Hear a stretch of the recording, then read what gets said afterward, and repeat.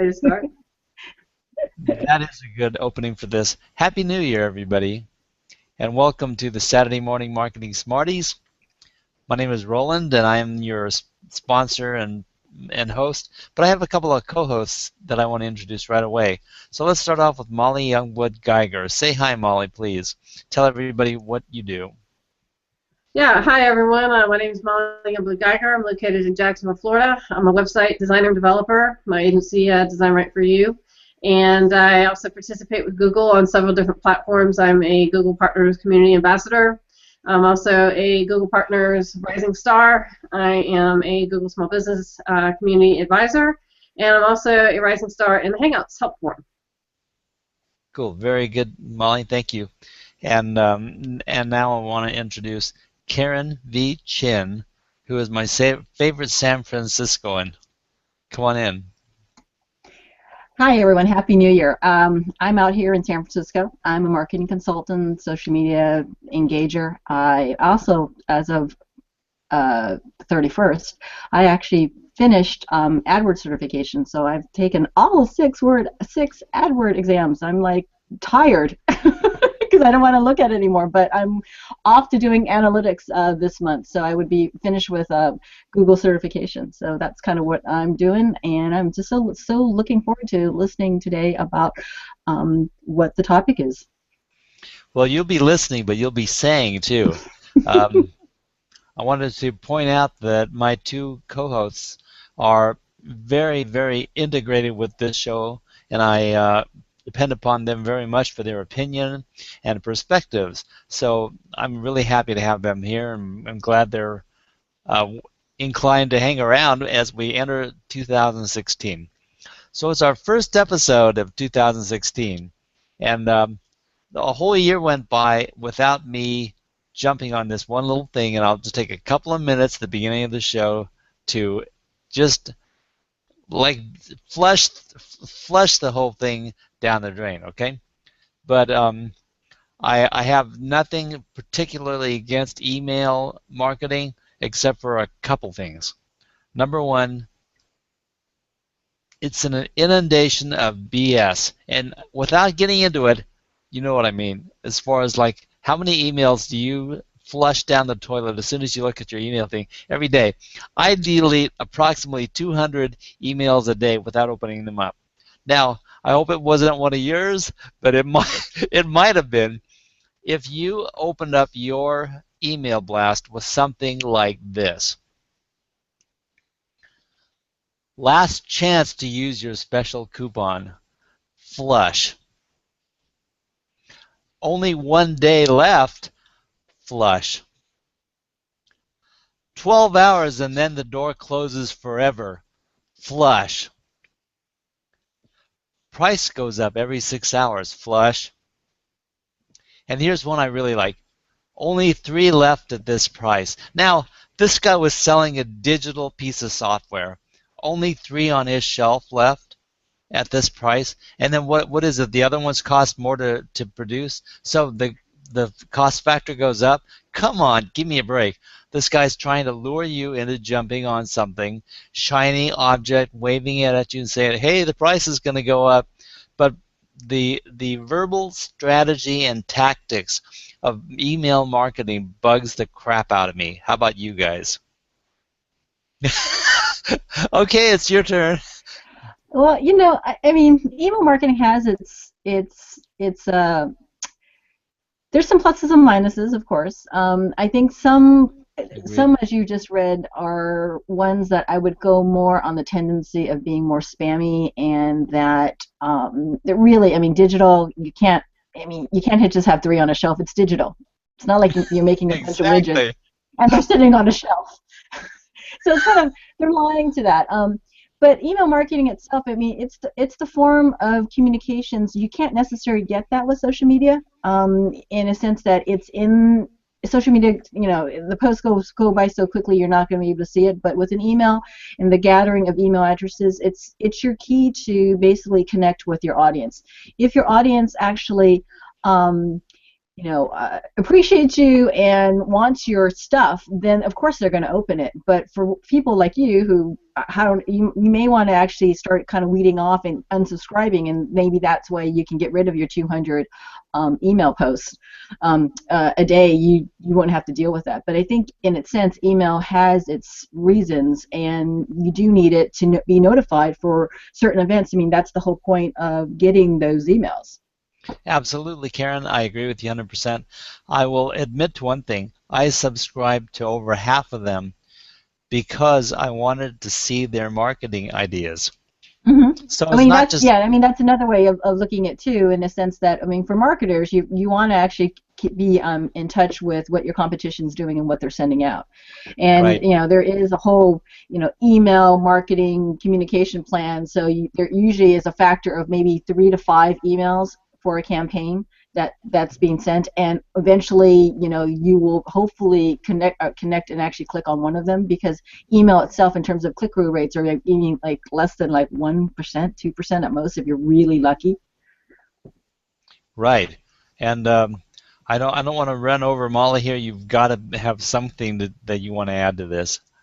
Yeah, I actually refer to email marketing as to like seed marketing, meaning you want to use email marketing in the sense of to remind people about you, but you don't necessarily want to bombard them, especially with these claims that you just mentioned that they're just not true, they're outlandish, or a little bit out in left field, and it's like, okay, you're selling a digital item, but you're 3 left on the shelf. That doesn't even make any sense. So my advice on email marketing is this: I think it's an essential part of a digital marketing strategy. However, it's like anything else, you don't want to spam people. And so what I usually do is I encourage people to use email marketing for seasonal things, holidays, special events. In fact, Google has something called the Marketer's Almanac. And so that would be a guide that I would refer people to use for email marketing, because it happens certain events of the year, football season, March Madness, Thanksgiving, things like that. So that way people remember who you are, but you're not necessarily sending them these crazy, call to actions in terms of you got to buy today or 50% off after you have 6 hours left, and these types of things where they're trying to get people to make impulse buys. I just don't think that's a very effective way to market any business. Now, call to actions, I am a big fan of call to actions, but you better have a really, really, really good deal if you're going to put a call to action in there. I mean, email is going back to what direct mail used to be, or what it still is, where you basically get slammed with information that you may or not necessarily request, and you get it and you get tossed aside, and so it gives like a bad taste to you related to that company. And I think it's back to where you want to basically treasure that email list that you have of yours, and that you basically want to send out valuable things and things that you want to get your message out. That if you're sending it 2, 3, 4 times a day, every day, you are going to lose that individual, and they're also going to say, I really want to unsubscribe, and then also talk about your company or brand, as you just mentioned, because I mean, again, the email list itself is what you should value as golden. I mean, it's the people that actually at one time said that they want to subscribe to you because they at one time thought that there was something of value for you. So you got to keep that as golden versus just spamming and not say that I've got 3 left on the shelf, which again, I'm laughing on that one. Molly has a story. I have a quick story. I was doing some research. It's not actually my story, but it is a real story of a real person who it was a particular brand that he liked. I think it was coffee, and he had opted into one of those loyalty clubs, that type of thing. And he started getting all these emails. I mean, like 5 or 6, 7 emails a day. And finally, he had to opt out because he's just like, okay, every time I would go log in my email, there would be another email from this brand, and it's just like, this is I mean, this is a brand that he liked. This is something he opted in for, and then, long story short, he had to opt out of the brand's emails because they literally were bombarding him with email messages. So I think that's a good, case study on, what's overkill and what's not overkill. That's a really great example. And I think if somebody's on an email list because they like a product, they're at least going to say, yeah, okay, I got it. And they're going to delete the email, but they've probably already sold on the brand, so it may not do any harm. But when you have people out there that haven't even tried your stuff, and you're insinuating there are only 3 left at this price, or whatever the so-called pitch is, all they feel is the pressure of like, so you want me to buy your stuff even though at the moment I don't even want it, right? And so it's like, now I'm going to jump at this thing because the price is the point. And if that's the only reason you buy a product, it's probably not worth buying. Well, No.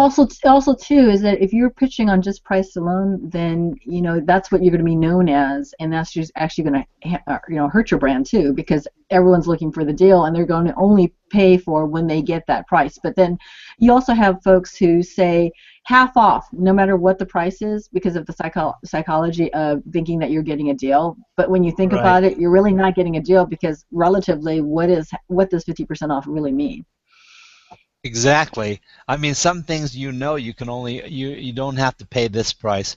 You could pay that price, and that's the one that everybody pays. So even though there's a retail price, you know that you can go into a specialty stereo shop, and that they've got a 3 times markup on their bottom line cost, and that there is some bargaining room. If you split the difference, you're going to get a 30% discount. If you Mm-hmm. if you talk to the guy and he likes you, he can make you a deal. And so I mean, we used to do that all the time with band equipment.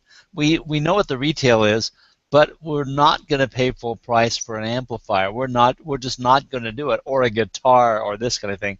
I mean, you basically walk into your favorite music store because, yeah, whatever you want, 20% off. And then you get down to the brass tacks, like, how about 30% off? Oh, well, I can get down to 25. You work out your deal, but nobody pays retail. So when it comes to email marketing, I think that the main thing is that you develop a value for your product or service, and that's what the email is for: is developing a sense of value of what you're representing, and then you can charge what you need to charge because the people see the value and want your product. To me, that's the baseline. If they don't see the value and want your product, you're just another spammer. So, thank you for finally letting me get that off my chest. Ah, So is I this feel going to be much like a better now. weekly rant with you? We're going to start off with this. Well, I'm going Your to pick rant it. of the week. Yeah, it's like, my show, I should be able to get something out of it. Um, no, but this benefits me. Most of the time, I like to tell people about good stuff and curate good ideas from the internet and for their marketing. But the email concept, even though I'm behind the concept of email, I hate spammy email. And the subject lines are something that I've just, the whole concept is make the feeling of scarcity prevalent in your message and make them jump now, make them open the email. And the whole idea is behind the words make them. And instead of allowing them to want what you have, you apply leverage to the thumb and try to get them to buy, and it just doesn't work. And so why they keep on doing it, I don't know. But we are going to say hello to a few people right now. Early on, Carlos Savio was with me first of all. Gary Whalen checked in yesterday, although I haven't seen him yet. And Lolan Fulsang is here. Thank you very much for coming in. And let's see who else. Barbara Quick is here. And we recently had Susan Joy Schlief is here too. Thank you for coming today. Appreciate you showing up. And that's about it. But anyway, that's a few people in the audience. And thank you for being there. And we're going to turn this over at this point to Molly because she has something new to introduce to the world. We like to do this because when we talk to the people listening in our listening audience, and you may have a website or you may have a campaign online, these are oftentimes things that are going to affect how you conduct your business and online marketing in the future or immediately, depending upon how you interpret the information we're giving you. So the subject today that headlines our spree of information is called Google AMP. And AMP, Google AMP, stands for Accelerated Mobile Pages, or something like that. Go ahead, Molly. It's all your turn. Sure. So we all know from 2015, one of the biggest trends that we saw was mobile.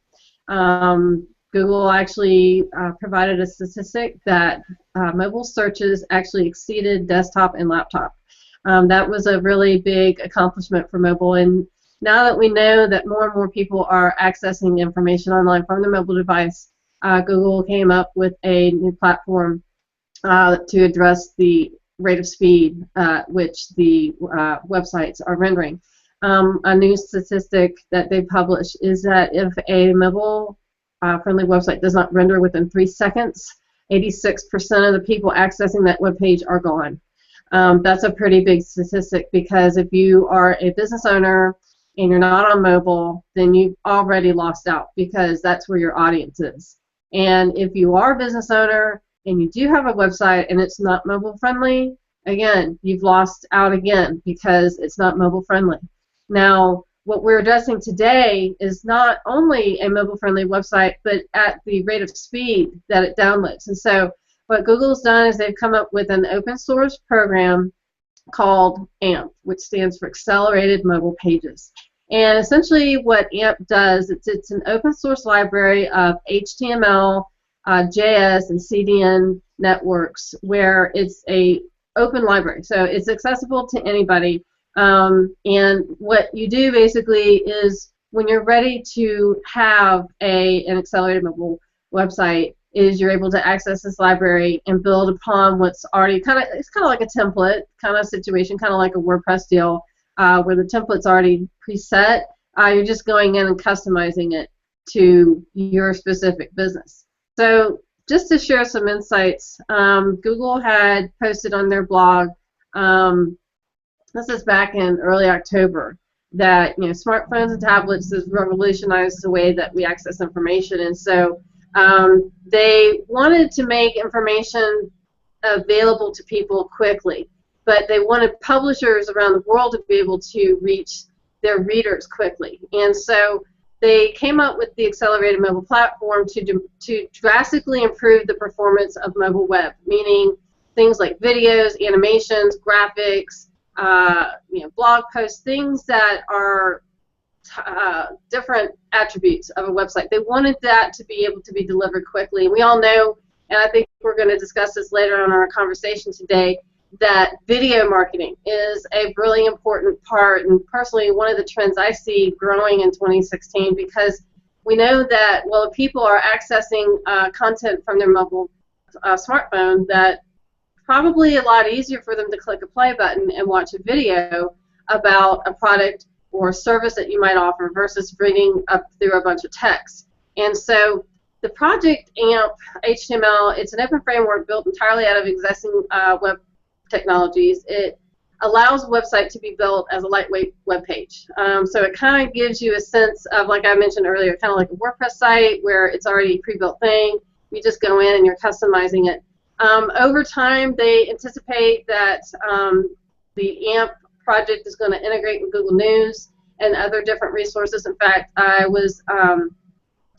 apps are another thing that I think we're going to see grow in this upcoming year and integrate with mobile as well. In fact, Adwords actually has a campaign dedicated to advertising just apps. It's called the Universal Apps Campaign. So I think over time we're going to see a lot of improvements on mobile with the AMP HTML. There are some restrictions, but they basically, the reason they want this to be used by business owners is they want a user to have a reliable experience, meaning they want, when somebody goes onto a web page from a mobile device, they want that user to know, okay, it's going to render quickly, it's going to render videos, pictures, animations quickly, and have a really great experience for users. Sorry, I had myself muted there. So basically, it's leaning on the concept of the visual digital marketplace being so prone to images, video, and accelerated concepts that require more throughput, and therefore they're going to be loading faster if they lean on the AMP platform. And I see that Karen has some comments, so before I continue on, I had a few things that I was going to attack here, but go ahead, Karen. Actually, I was going to say more on the, so I know streaming is really important to get it quickly onto your phone, but also wouldn't be, I think also people need to look at when deciding and wanting to make sure that your site is mobile friendly or mobile optimized is to make sure that you also look at what you really want to have on that site, because you don't necessarily need to have everything on a website for mobile, because you're not necessarily looking at it in that way, because there's what you're looking when you're on the go looking at your site, there's different actions or activity that you're doing that you're not necessarily doing on your desktop. And then the other comment I was going to say was more on the my biggest pet peeve about mobile websites is also they should also be more streamlined in terms of text, because it can't be text heavy in terms of what you see on your desktop versus what you see on your mobile, because you just don't have the time to kind of look through that. You just want to get to information of what you need from that site as quickly as possible. It's completely, maybe the primary thing that I hit upon right now is that this new concept of mobile and responsive design and apps integration, and all of this is changing the way we build websites. And the days of having your encyclopedia online about your own business, they are way over. So we have to focus on one primary thing that we want people to know us for, and one thing that's going to get them enlisted as being a follower of our brand and our follower of our information. So it's not just a matter of putting your widget for display and trying to get people to buy it. Now it's about education, it's about building a relationship. And so when you build a website, we have to think about, what do you want the people to do? And basically, if it's click in on an email list, sign up for something, download something, whatever it is, to create an interaction between yourself or your business and the client or potential client, and get started there, and find a way to be able to reconnect with them with their permission. So that's what the website is all about. And these mobile pages demand that we focus on more narrow concepts and stop thinking about how many tabs can we put on the menu of my website, how many things can I add, how many things can I add to my outreach, and start focusing about the one or two or three things that you really are going to make an impact for on the marketplace, and will make an impact on you. Yeah, I mean, it's basically streamlining that navigation, right? Because you can't necessarily have all those clicks that you would have on a desktop. Even with desktop now, I mean, the clicks are actually much more simplified than they were even, say 2 or 3 years ago, because people just don't have that patience anymore to keep clicking to get to that information. They want like it now. That's right. You nailed it completely. It's because of the searchers being the more predominant quantity, more than the marketers, we've got the searchers, and the people want their answers now. So we have to accommodate them by making whatever it is that we're trying to offer as accessible as possible, at the fastest way we can get them there. So Molly, you had something to add? Yeah, it really is about content, distribution, and advertising. Those were the 3 main focal points. And I know you have your tripod that you talk about. Well, that was Google's tripod when it came up with the concept of AMP. It wanted to deliver reliable content, pictures, images, videos. It wanted to be able to distribute it across the web in a uniform fashion. In fact, there are several well-known groups that are already using AMP pages that would include Twitter, Pinterest, WordPress, Adobe Analytics, LinkedIn. Those are a few of social networks that are already using the AMP platform. But essentially the content, they want publishers to rely on rich content like image carousels, maps, social plugins, data visualizations, video stories. That's another thing. I'm a big fan of using stories as a strategy. Again, that goes back into video. Distribution, we want people to be able to share this globally, meaning we don't want to necessarily have a website programmed. I mean the HTML portion of it. We want it to be a global type of HTML, and that was another reason they came up with AMP, because with HTML, HTML5, there's several other programming languages out there. They're all great languages, but to have a uniform language like AMP, where it, like I said, it's a library, anybody can access it. It's an open source project. It means there's no cost associated with using the platform. They want people to use that resource so they can make sure that their website delivers the same content as all these other big players like LinkedIn and Twitter, so on and so forth. And then the advertising, the ads, they help fund free services for content on the web. And I mentioned Adwords. This is something that I personally think within the next year, Adwords is going to start looking at different vehicles for advertisements as well. So it's all about the user experience. It's all about the customer journey and how they experience it. And kind of like Karen mentioned, people want information right now. They don't want to go to a website and have to go through a bunch of different tabs and a bunch of different paragraphs of text. They want to be able to pick up their phone and type whatever it is they're searching for, go to a website, find the content that they're looking for, whether it's a paragraph or video or whatever. And in terms of sales, that's something else too that, when you say and this is another subject we could probably touch upon, but what about mobile sales? Right now, they've actually started doing research into, or they've been doing research as to why do people buy from desktop or laptop, but they're not buying from mobile. So I think these are all things to keep in mind.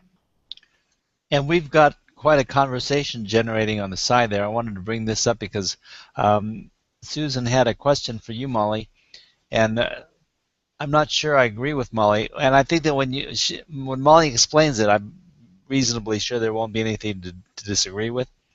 But if you have a really good deal, if you're going to use a call to action, needing a good deal is one thing, but every call to action does not have to involve money, and so that was her point of the whole thing. And I don't think that Molly was trying to imply that it has to be a good deal at all. So I wanted to address that briefly and talk about calls to action, because no, they don't have to be involving money. Basically, I focus on call to actions nowadays as becoming a conversation starter. And that's more important than the money in the first place, because if they don't know you, like you, and trust you, they're not going to buy from you. So it doesn't matter what the offer is. The offer comes later on after you know that there's a need for your product or service. What did you have, Molly? Yeah, I was just going to quickly address her comment about that. In the digital marketing world, our goal is to get a click. And the way we accomplish that is with a call to action. And like Roland was pointing out, it's not necessarily about getting a sale. It's about getting a person to open an email up. In fact, I very rarely, when I do send out emails, even sell anything. Most of the times when I send out an email with a call to action, it's just to get a click, to get them to open the email. Same goes for AdWords. That's the whole point of AdWords advertising, is to get clicks, and we accomplish that with call to action. So I just quickly wanted to address that call to actions are not intended just to monetize the user. It's intended to get an action from them. But also, too, I mean, call to actions are not only just getting people to click, but you also might be going back to that whole email, but basically subscribing to emails, right? Again, subscriptions. Clicking can also involve calling someone, so a click could be considered that as a call to action. It's not necessarily about money, but it could be just anything that you can get someone to actually do. Absolutely.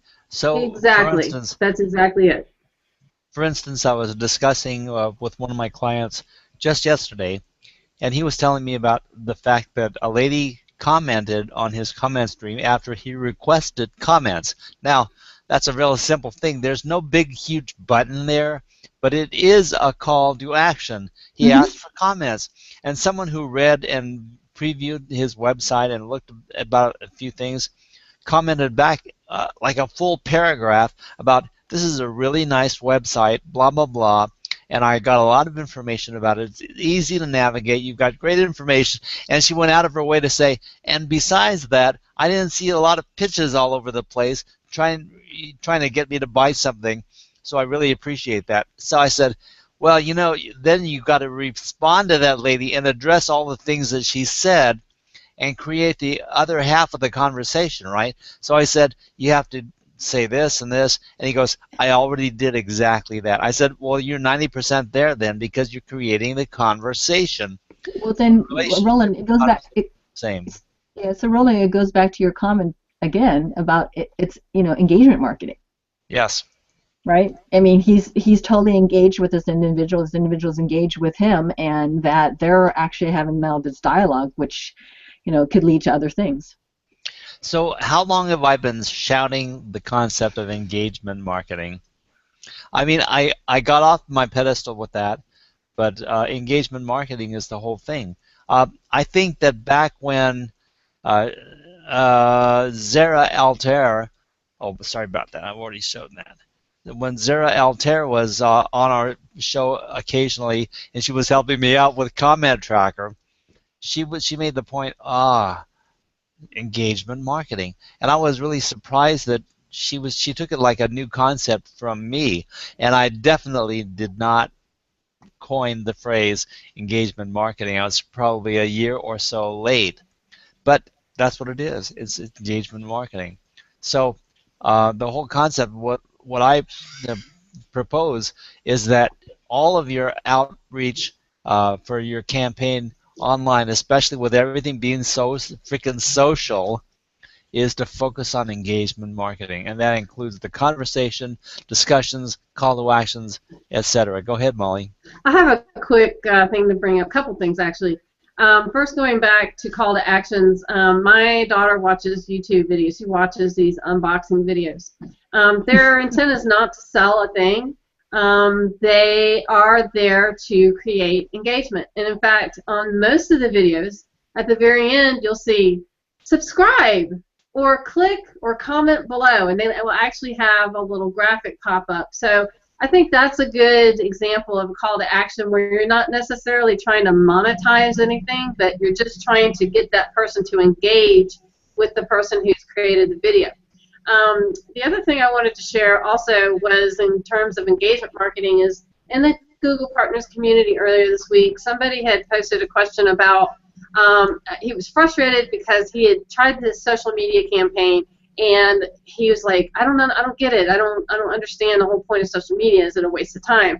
And I kind of came into the conversation late, but several people popped in like, oh, social media is a waste of time, and Roland actually popped in, and one person had mentioned something about, oh, it's all about return on investment, ROI.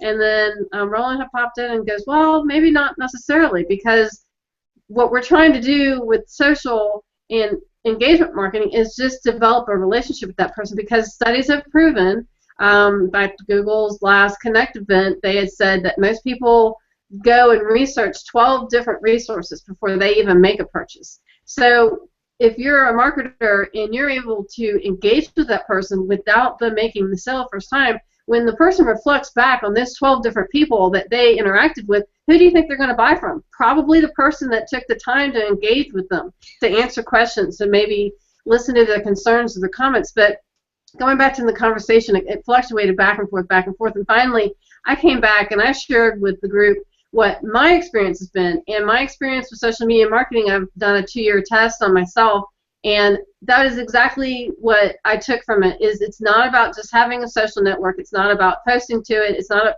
even really about the content. I mean, the content's important.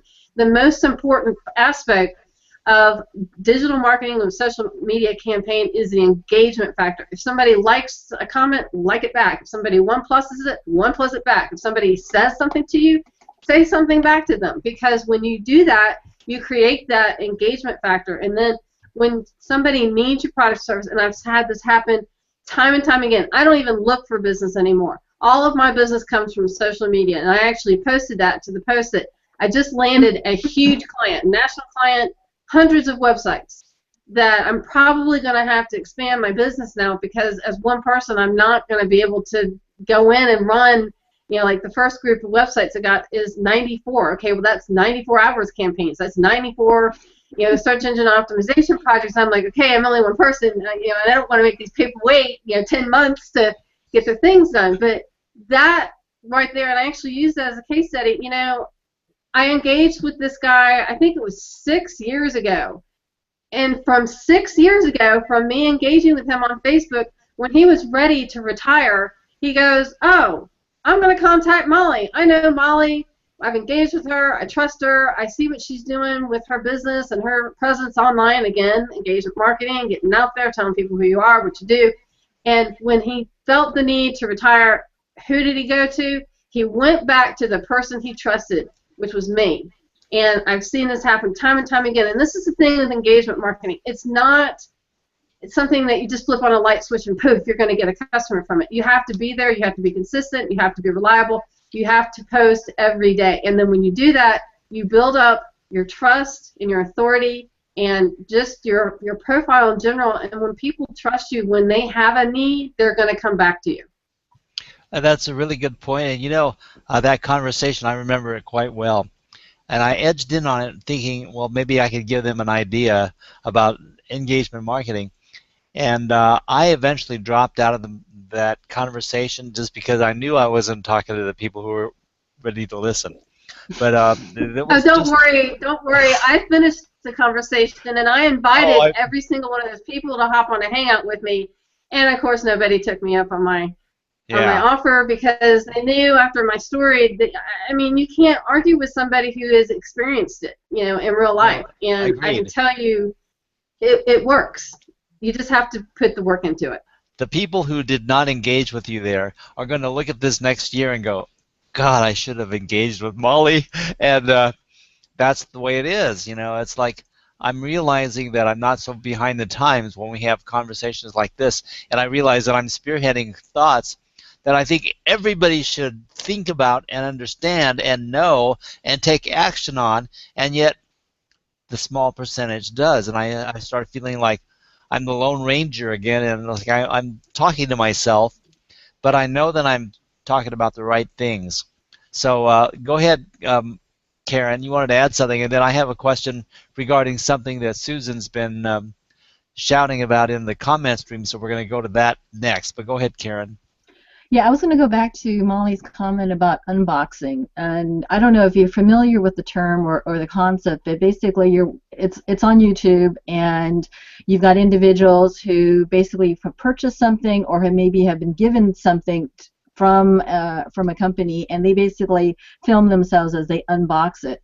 What I find, though, about unboxing is back to Molly was talking about it not necessarily being a sale. I personally think unboxings are like sales, because you're watching an individual, and if you follow a particular YouTuber, you're building on that trust, and that a lot of the YouTubers now who do these unboxings, they actually have affiliate links to that particular company that they're unboxing, or they can get some sort of monetary gain from the fact that you sign up and become part of that monthly makeup program. Or I see another one about salami. There's actually a whole unboxing of salami now on YouTube that you watch people and they cut it and they eat it.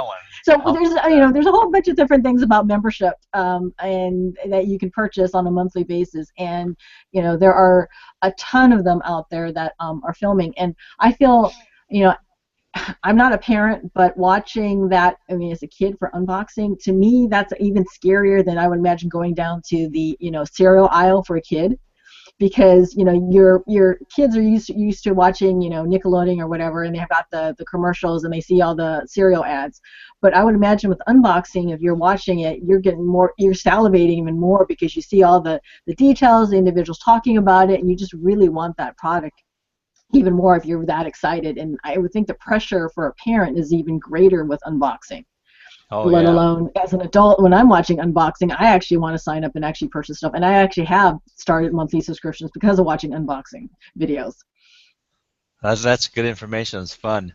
Um, I'm going to jump backwards in the stream because we've got so many conversations going alongside the one that we're having in the actual Hangout. But Richard Clarkson says, to me, customer service or engagement is the most important thing that you can get your customers interested in your product or service. Customer service is in today's world is really lacking, and I completely agree, Richard. But if we focus on the customer service, our business is going to go a lot farther if we can invest in that, and that's what social media is basically. It's a platform upon which we can provide the best customer service. And so if people start thinking about it that way, it'll be very helpful. And this other comment that I'm going to show in a second has to do with something that I made notes early on as we started this conversation on AMP. And just to jump back into that for a bit, because we're still talking about mobile CTAs and functionality for businesses and websites, and that is that AMP is going to be something that becomes prolific. So how is it going to integrate with things? I'm a WordPress designer, so how is I know that WordPress as an organization is working with several things, not just AMP, but is working with AMP in order to make WordPress and WordPress themes more AMP friendly. So what I would like to know, well, I'm going to show Susan's statement here. So does that mean we now should look for a web designer who knows how to program our mobile site using AMP? Or are there templates and other third-party tools developed to allow users to work with AMP like WordPress? So in other words, it's exactly what I was thinking as a WordPress designer. How does AMP and WordPress work together, or are they? Go ahead, Molly. Do you have anything Yeah, to well, like I said, it's an open source platform, so it's 100% free. Anybody can use it. If you are uncomfortable with coding, I would recommend probably either having your own developer or going out and hiring a developer who is familiar with coding. But it's just like going to the Google developers website and copying a script. The main difference is it's an HTML format versus a JavaScript or JSON script. So it really more or less, to answer your question, anybody can program with AMP HTML.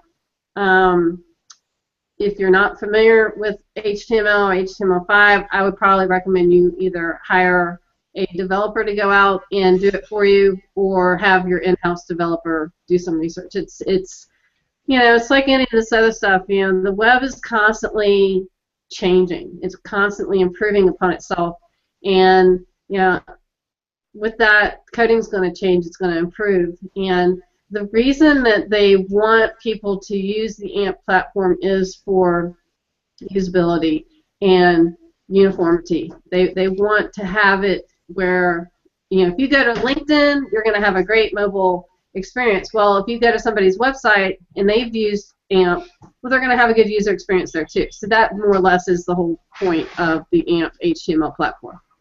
So in order to connect the dots just a bit, Susan, your question is perfect. It's right in my wheelhouse. I figured it's a question that I would have asked even if you hadn't made your comment there. And I can report somewhat about this concept. AMP being so new, there are a few plugins that now address the concept of AMP compatibility for WordPress themes. And so you could take an average responsive WordPress theme. I say average, but I don't know. Maybe that's a really bad word when it comes to themes. But you could take a normal WordPress theme that is designed for responsiveness, and there are plugins that you can add to your WordPress platform to make the website design a bit more AMP friendly, but they're not 100% perfect yet. So the concept is you'll be experimenting for a while, and the plugins will get better, but they are addressing it, and they're going to become more prolific. Right now, they're about 0.1% on the market. And right now they're brand new, so they're doing a lot of experimenting, and they're finding problems, but they're solving the problems as we go. So I would give it another few months, and we're going to be seeing some really good plugins for WordPress, and that'll help us out a lot. But there may be even a larger merger and incorporation of WordPress, because WordPress.org is studying this critically and trying to make themselves as a platform compatible with AMP. So they're going through their contortions, and the plugin designers are doing their thing too. We're going to see a lot more of this going into the next few months. Was there anything else on the concept of AMP that we should add, Molly? I was going to say, if you'd like, I could share on some information on how AMP speeds up performance. I mean, that essentially is the whole concept behind it. There are several different aspects, and it may take me about 10 minutes to go over them, so I'm not sure if we have, well, we're getting kind of near the end of our hangout. I just quickly go over a few of them. I don't have to mention all of them. Well, how about this?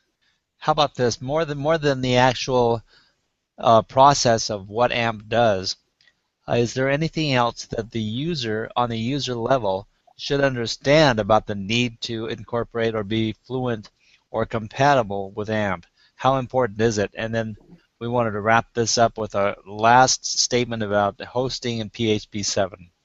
Sure. So, I mean, basically the whole point of AMP is to protect the information, free flow of information that people access from their mobile device. More and more people are working from mobile, including myself, and more people are accessing their mobile device. In fact, a recent study showed that an average user picks up their smart device between 75 and 150 times per day, and that was a statistic published by Google. And that's a lot of times to be picking up a device. And I think what their main function is to make sure that the mobile web is in accordance with people who are using mobile devices, and making sure that we have a good user experience for people, and why they wanted to use the AMP HTML platform to ensure that it doesn't matter what mobile device you're accessing it from, it's going to be the same experience. And that's why some of the forerunners who are using the platform, like Twitter and LinkedIn, Pinterest, and some other people who've already integrated it, they're kind of the guinea pigs to see, well, is this going to work? And they've been using it for quite some time now. It's been almost 6 months, so it is still a relatively new language. But that is the whole point of our hangout, and why we're talking about AMP today, is just to make people aware of what AMP HTML is, what AMP JS is, and AMP CDN.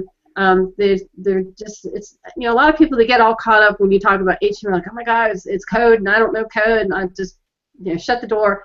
Coding is just a language. It's just like Spanish or French or German. It's just another language. The only difference is it's a programming language. And one of the things that I would actually encourage people to do is to check out a resource called Hour of Code and Women Who Code. Those are two really good resources if you don't know anything about HTML.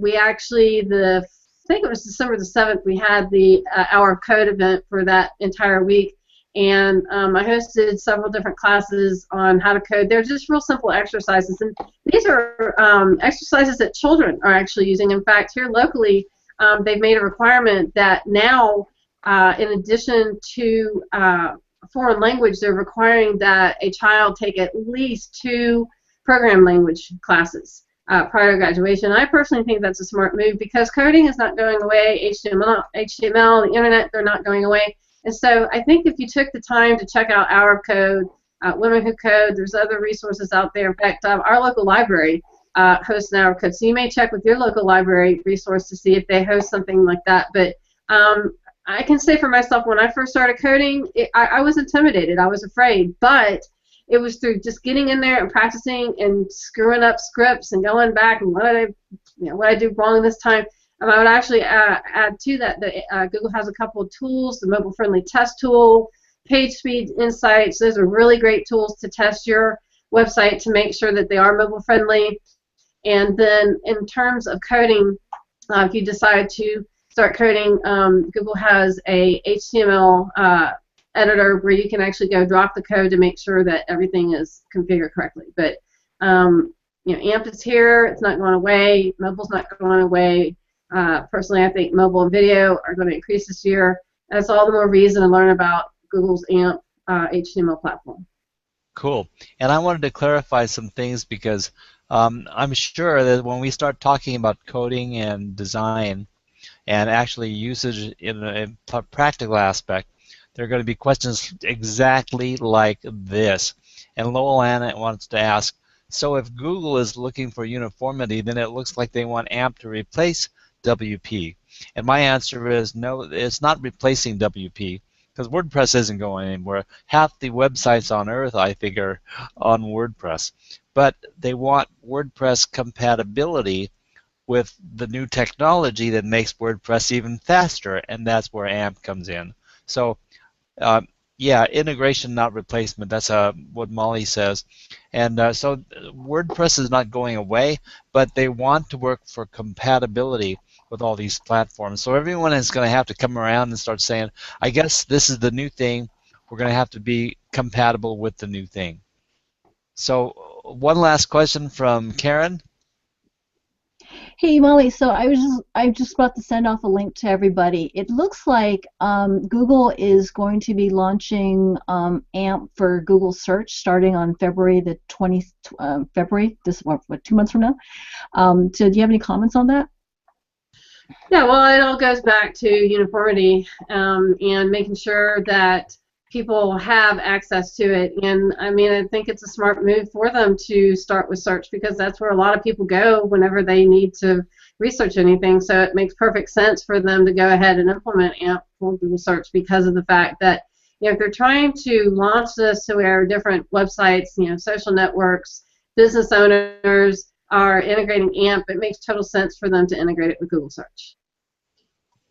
Okay, so we're going to wrap up the concept of AMP for the day, but it just leads us to believe that everything is speeding up, everything is streamlining, and we must know how it's going to affect our websites and what we must do to be as cutting edge as we can without stepping over the line and doing something stupid to our websites.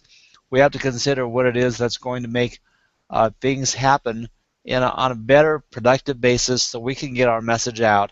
And I definitely want to consider that AMP is one of them. So what do you do about that?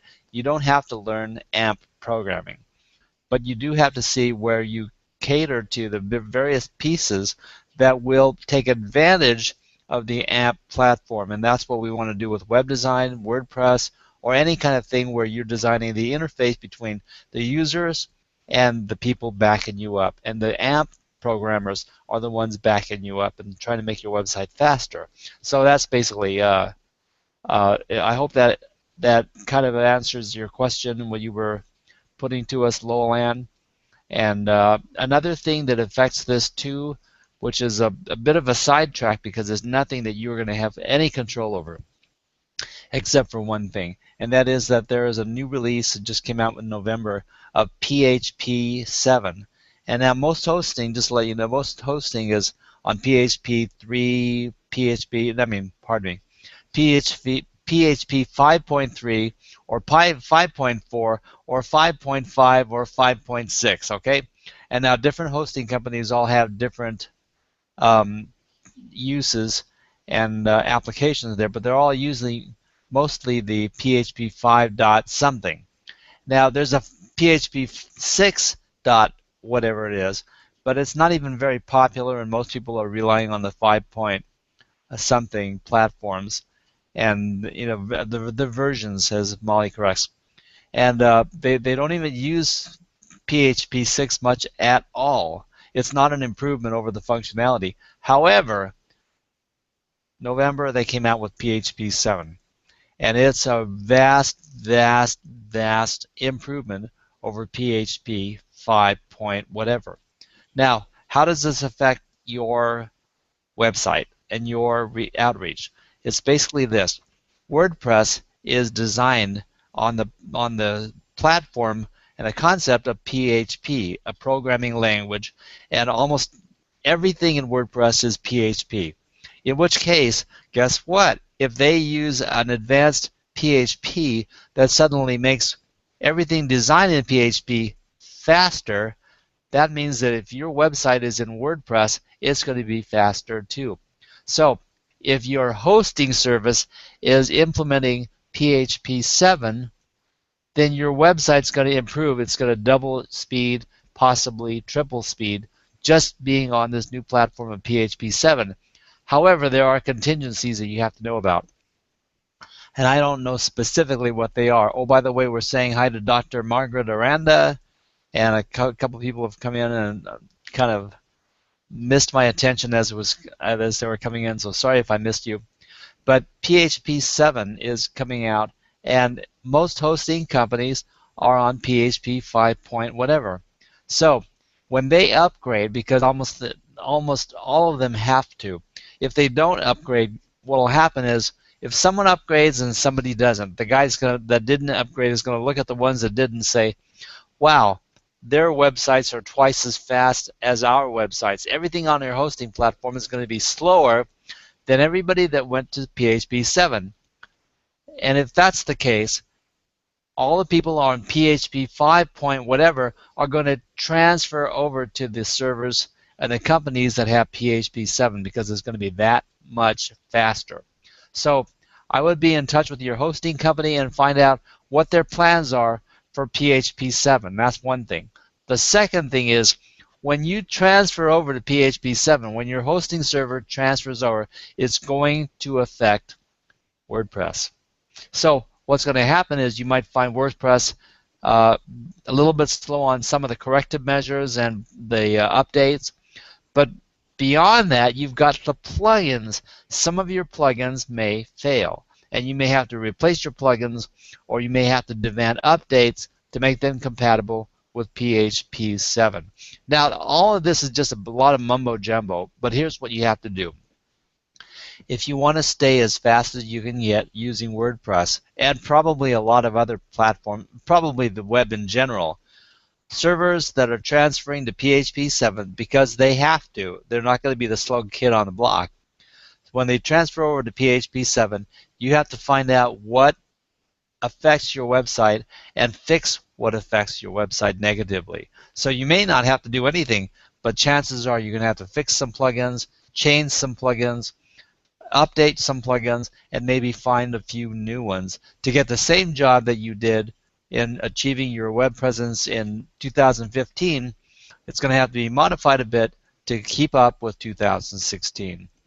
And that's about the end of my discussion on PHP 7, but I wanted to give everybody an idea that they should be talking to their hosting company and find out if PHP 7 is on the books for their hosting. So we've only got a couple of minutes to go, and I know I've been rambling on for a bit. We've all been rambling, but these are key elements that are going to affect the speed of hosting in 2016. So I felt that it was very important that we cover AMP, PHP 7, and a few things that are going to make your website and web presence faster and faster and faster. And so along with this, we're talking about the tools, but don't forget that the process or the functionality that you design into your website, the actual scheme of what you want people to do with your website is in your hands. And hopefully you'll get some good counseling to narrow down your outreach so you build it properly and not have an encyclopedia of your services online, because those days are gone. So does anybody have a wrap-up? I have a couple things, and you're welcome to interject at any time. But I still would like to answer the few questions, and we'll save these for next week. With all these apps coming out, with the focus on apps, and there's going to be a huge surge of app production, that's APP, mobile app production for 2016 is going to come on strong. Is a website still the #1 place to start? And we'll answer that next week. Another thing is we're going to talk about video, because there's a lot of things going on with video, and people are finally starting to say, okay, I guess video is right on, I guess we're going to do it. And so now the exploration is coming on how they're going to use videos. Like on the front page of your website, gee, who would have thought? You know, I've been barking about this for almost 2 years now, and a few people are doing it. So if you don't have a video on the front page of your website, you're way behind the times, but you're also way at the cutting edge of the front of the wave if you put a video on the front page of your website. But don't just put any video. Think about it before you do that. And the last thing, and maybe we'll get into this next week if we have time in the next episode, is Facebook. You know, it's like my least favorite subject, right? However, they're a force to be reckoned with just because of the sheer numbers of the people and the methodologies that they are incorporating to make Facebook more viable for business. So they've come up with a thing called business messaging, and I want to know more about that. And also, they're becoming pretty well known for target marketing. And even though I am not big on marketing, I'm not although I understand AdWords fine, I am not an AdWords marketer, and I don't believe in Facebook ads. But I have to take a good look at that. Maybe, maybe we'll do that next week. Until then, I think it's time to wrap things up. I thank everybody for joining us on the first Saturday of this new year, 2016. And we're going to wrap it up, say goodbye today from Saturday Morning Marketing Smarties. Thanks a lot, all of you people, for participating in the comment stream, and I'm going to attend to the comments directly. Thank you very much.